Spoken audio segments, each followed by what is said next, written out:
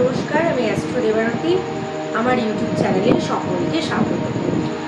আজকে তোমাদের সাথে সামনেই অক্ষয় তৃতীয়া রয়েছে। অক্ষয় তৃতীয়ার কিছু টোটকা তোমাদের সামনে কিন্তু আজকে আমি বলবো।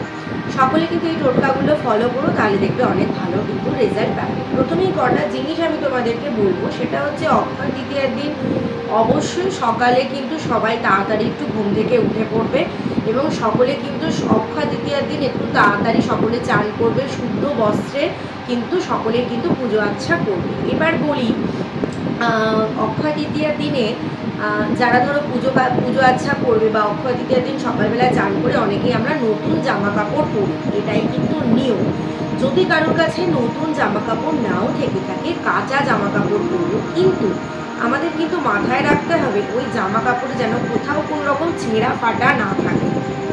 এই বিষয়টা কিন্তু অবশ্যই আমাদের মাথায় রাখতে হবে যে আমাদের যদি পুরনো জামা কাপড় হয়ে থাকে, কাঁচা জামা কাপড় যদি আমরা পরি, তাহলেও যেন আমাদের জামা কাপড়ে কোনো রকম কোনো ছেঁড়া ফাটার কিন্তু যেন কোনো অস্তিত্ব না থাকে। অক্ষয় তৃতীয়ার দিন কোনো রকম কোনো ছেঁড়া ফাটা কাপড় জামা পরা বা ছেঁড়া জুতো পরা একদমই শুভ কিন্তু নয়। জয় শ্রী মহাকাল, জয় মাতা রানী। এবারে বলবো তোমাদের মেন টোটকা। অক্ষয় তৃতীয়ার দিন সকলেই কিন্তু অবশ্যই চেষ্টা করবে নিজের গৃহে কিন্তু লক্ষ্মী গণেশের পুজো দেবার। এছাড়া যেটা করবে, যাদের ব্যবসা রয়েছে তারা তো লক্ষ্মী গণেশের পুজো অবশ্যই করবে। যাদের ব্যবসা নেই তারাও কিন্তু একটু চেষ্টা করো, নিজেরা যেমন পারো সেরকমভাবে অন্তত একটু লক্ষ্মী গণেশকে ফুলমালা মিষ্টি দিয়ে সুন্দর করে সাজিয়ে অবশ্যই চেষ্টা করো একটু পুজো দেবার। এবার বলি, যারা দীর্ঘদিন ধরে আর্থিক কষ্টের মধ্যে রয়েছে, বিভিন্ন সমস্যার মধ্যে রয়েছে, তারা কিভাবে অক্ষয় তৃতীয়ার দিন নিজেদের এই দুঃখ দুর্দশার হাত থেকে উদ্ধার পাবে। প্রথমেই তোমাদের বলি, অক্ষয় তৃতীয়াকে কিন্তু আমাদের দ্বিতীয় ধানতেরাসও বলা হয়। ধানতেরাস আমাদের যেমন জীবনে অত্যন্ত শুভ ফল নিয়ে আসে, ঠিক সেরকম অক্ষয় তৃতীয়াও আমাদের জীবনে কিন্তু শুভ ফল নিয়ে আসে। শাস্ত্র মতে কিন্তু অক্ষয় তৃতীয়াকে শাস্ত্রে কিন্তু দ্বিতীয় ধানতেরাস বলা হয়, ঠিক আছে? তাহলে এবারে বলি, অক্ষয় তৃতীয়ার দিন কি করবে। অক্ষয় তৃতীয়ার দিন কিন্তু অবশ্যই শ্রী বিষ্ণুর সামনে অর্থাৎ নারায়ণের সামনে এক টুকরো রূপোর কোনো একটু অংশ, এক টুকরো হোক বা ছোট একটু বলের মতো একটু রূপোর একটা টুকরো নেবে। একটা রূপোর বাটি যদি হয় খুব ভালো, আর যদি বাটি নিতে না পারো যে কোনো বাটিতে, মাটির বাটিতে হলেও চলবে, মাটির বাটিতে যে কোনো চাল নেবে, সেই চালটাকে একটু হলুদ দিয়ে রঙে মেশাবে, রঙের সাথে একটু অল্প হলুদ দিয়ে একটু জল দিয়ে ভালো করে মিশিয়ে সেটাকে শুকিয়ে নেবে।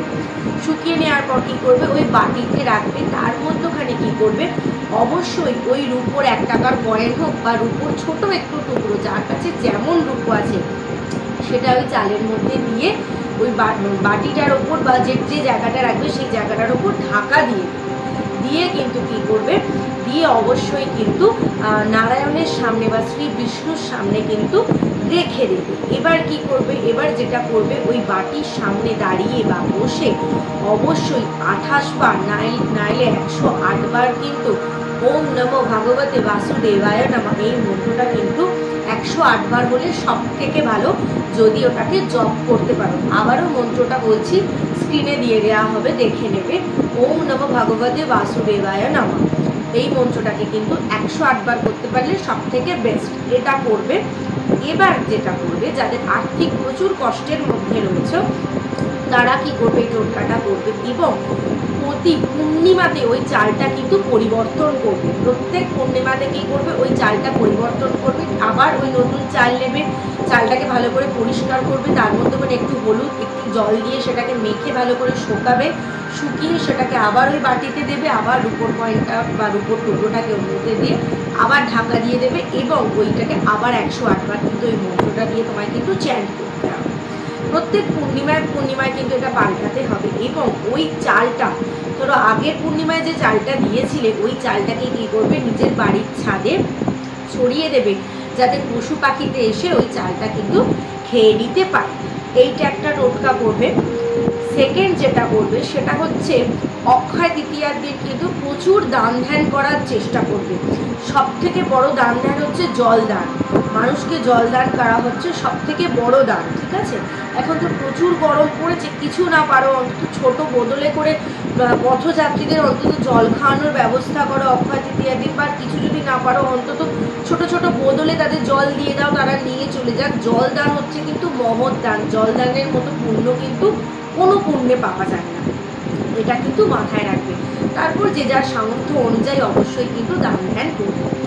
এছাড়া কি করবে, আমরা অনেকেই আছি ধনতেরাসের দিন যেমন শ্রীযন্ত্রকে যেমন আমরা প্রতিষ্ঠা করি, ঠিক সেরকমই কিন্তু অক্ষয় তৃতীয়ার দিনেও কিন্তু আমরা শ্রীযন্ত্রকে কিন্তু প্রতিষ্ঠা করতে পারি। ঠিক আছে, শ্রীযন্ত্রের কিন্তু প্রতিষ্ঠা আমরা করতে পারি।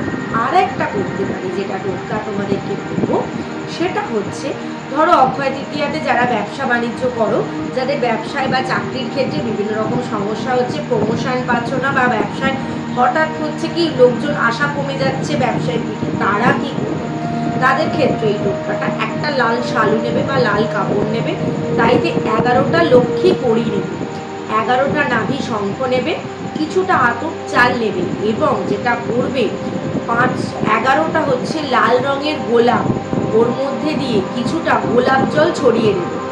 অবশ্যই কিন্তু কিছুটা গোলাপ জল ছড়িয়ে দেবে এবং দিয়ে ওটাকে ভালো করে বেঁধে তোমরা তোমাদের ব্যবসায়ের জায়গায় রেখে দিতে পারো, যেখানে টাকা পয়সা রাখো সেখানে রাখতে পারো, যারা অফিসে চাকরি করো নিজের ব্যাগের মধ্যে রাখতে পারো, বা অফিসের ডেস্কে তুমি ওখানে কিন্তু রেখে দিতে পারো।